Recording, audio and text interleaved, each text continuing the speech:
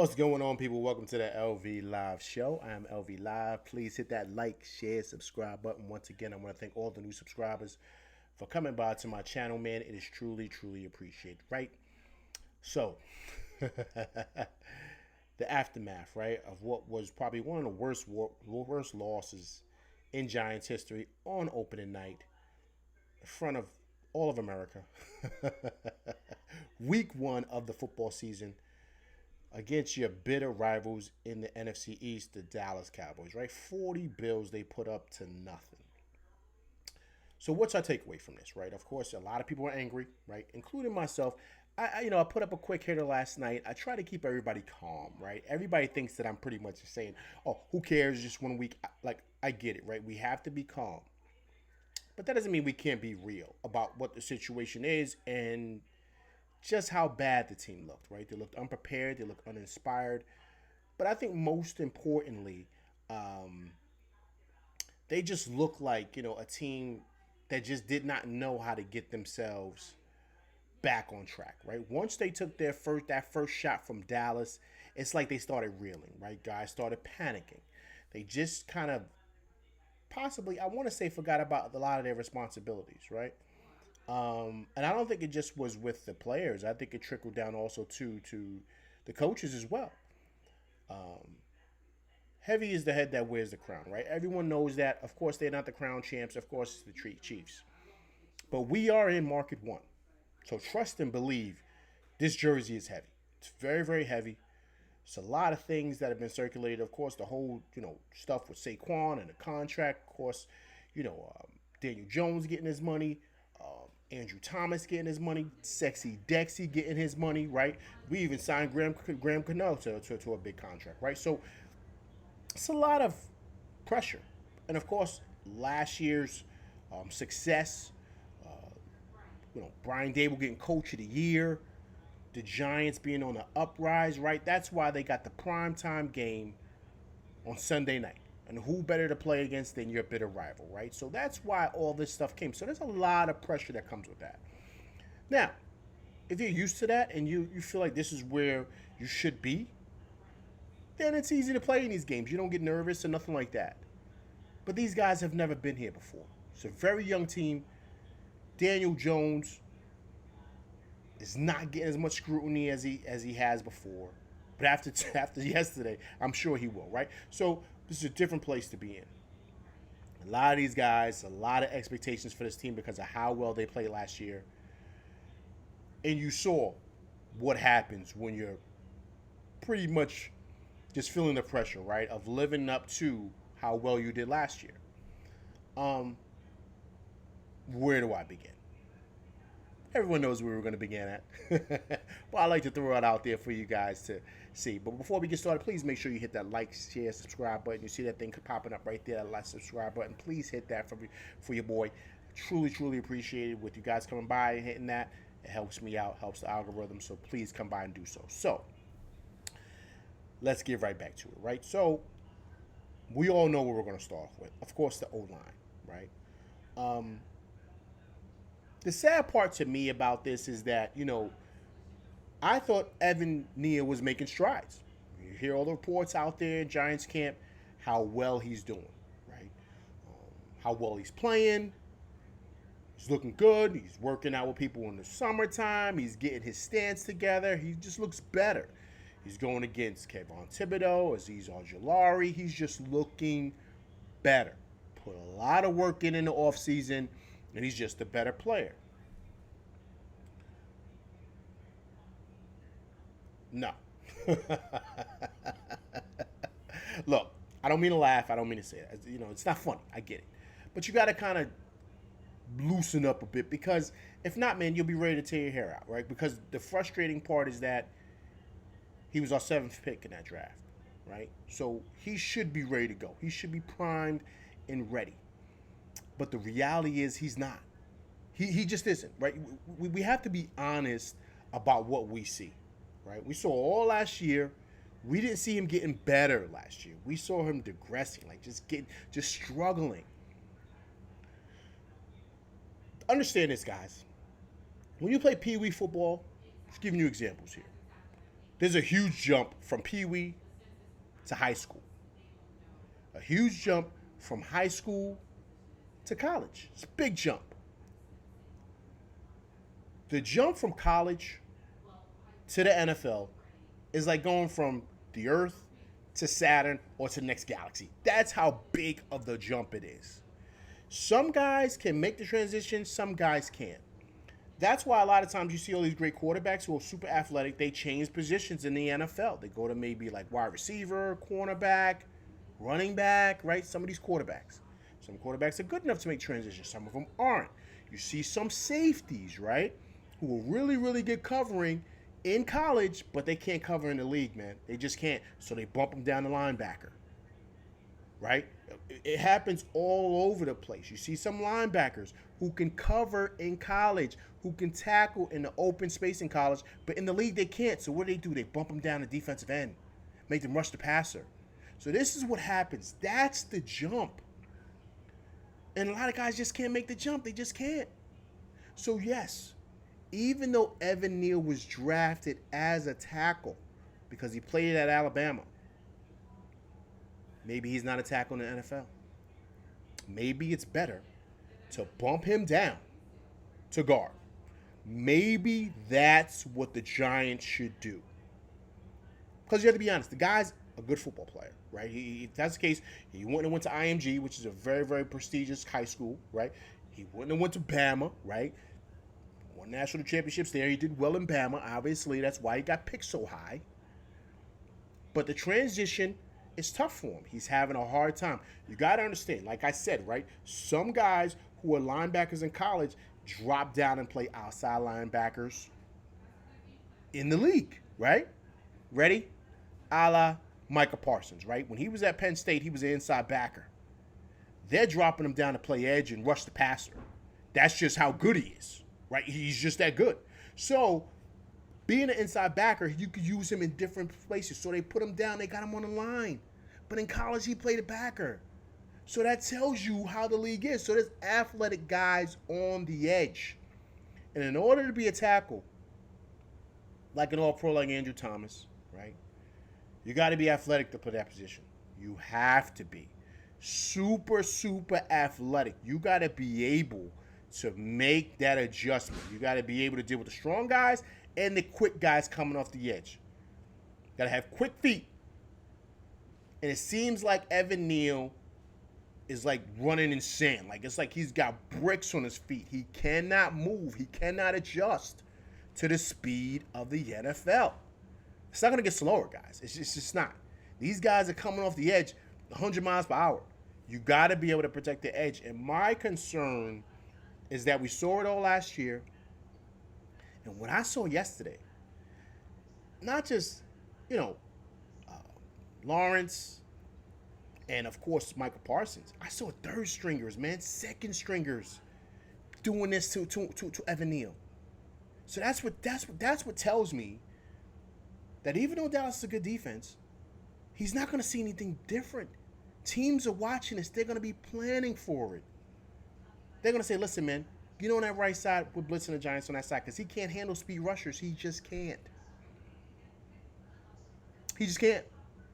Once again, that doesn't mean he's not a good football player. It just means he cannot make the adjustment to the league. He just can't.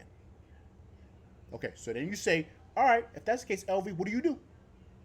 What's the issue? I got a suggestion. Here we go.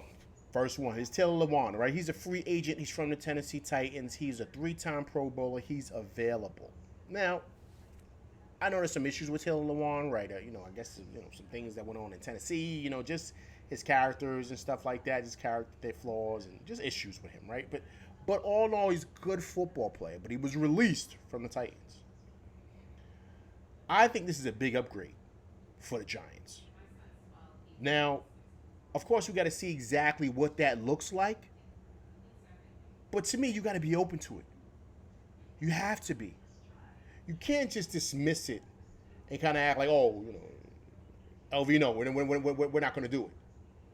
We're not going to do it because, we got to be loyal to Evan Neal and all that stuff. Bad move. Bad move. We got to be open to changing. Guys, the schedule isn't getting easier. It gets rougher and it gets tougher. We have to be open to the possibility of maybe bringing somebody in. We have to be. And maybe bumping down Evan Neal to guard. You have to be able to adjust. Now, once again, Joe Shane and Brian Dable, these guys are super, super smart.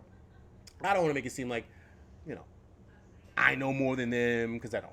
Okay, let's be honest. I know some stuff, but but I don't know. I'm not smarter than those guys, right? So I'm sure they've looked around and maybe so there's a reason why they haven't looked at Taylor Lewan. But maybe they might have to maybe look past that and maybe consider it. Just consider it. He's 3-time Pro Bowler. The guy knows what he's doing. So I think that could be an option.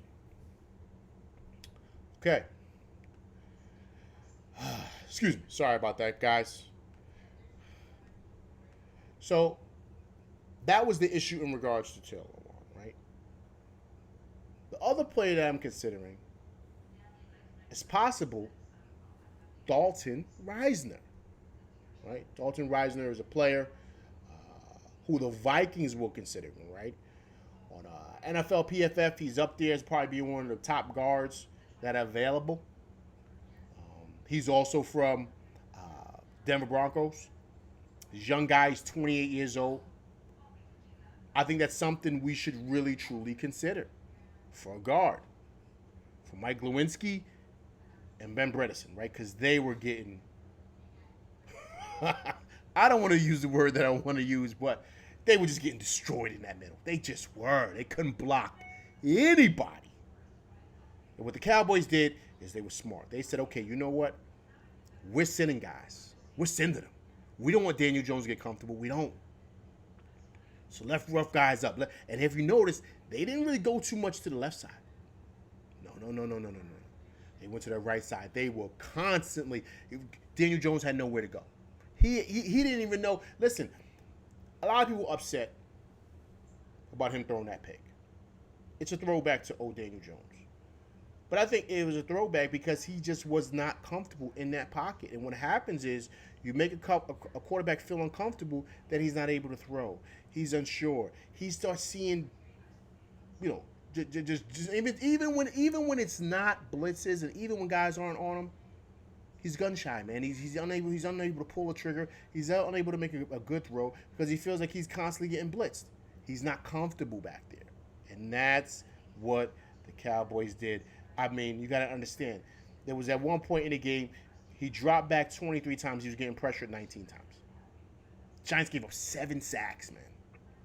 7 sacks. So that's something that I'm sure these guys are considering. They have to. They got to be considering it. The reason why they got to consider it is because look at this schedule. Okay, now next we got the Cardinals, right? I think this should be a win for the Giants, right? Definitely a win. That's a way. So the Cardinals are going to probably play pretty good at home. But after that, we got some tough competition here, right? All these teams that are coming up right here, these next 4 teams all made it to playoffs. Right after the Cardinals, which hopefully could bring the Giants to 1-1, we got the 49ers, right? So the 49ers, what you saw in Dallas, the 49ers are probably better than that, defensively. They got the reigning defensive player of the year, who just got that monster contract, and Nick Bosa, coming off that edge. So he does the same thing as Micah Parsons. He goes from right tackle to left tackle. Right end to left end. Do you think the 49ers are on watching tape? Of course they are. And they're saying, listen, man, we're on him all day. And we're putting the pressure on him all day long. We're going to do the same thing Dallas did. Because the Giants can't block anybody. Right? So that's week 3. Then after that, we got the Seahawks at home. So hopefully we can right the ship there, right? We pray we get out of these games without any injuries. But I feel like we can right the ship with the Seahawks. The Seahawks are middle of the path team, similar to us. They're not world beaters, right? They play a lot better back at home in Seattle, where it's the 12th man up there. They play a lot better up there. So I think we can get a win here, right? That's a home game. But the next two are on the road. AFC foes who are explosive offensively, right? Um, you got Tua down there with, of course, Tyreek Hill, Jason Waddle. I mean, they're just an explosive offense, right? And they got a solid defense as well. So this is a dangerous, dangerous team. They could put the pressure on us and just, just on the edges. Got a lot of speed out there in Miami, all right? So they're going to be a tough out. Then it's a home reunion, or back home, shall I say, visit for Brian Dable, who's going back to where things started for him. Not really started, but where he really kind of got his name up there in Buffalo with Josh Allen and the crew. And the Bills are legit. We all know that. They began Patrick Mahomes and the Chiefs and everybody up there, problems up there in the AFC. They are considered probably the second best team in the AFC, right behind the Chiefs. So their offense is potent. No need to really get into detail with them. We all know what the Bills are. That's why we were able to steal Brian Dable from there and Joe Schoen, right? We realize we love what they built up there in Buffalo.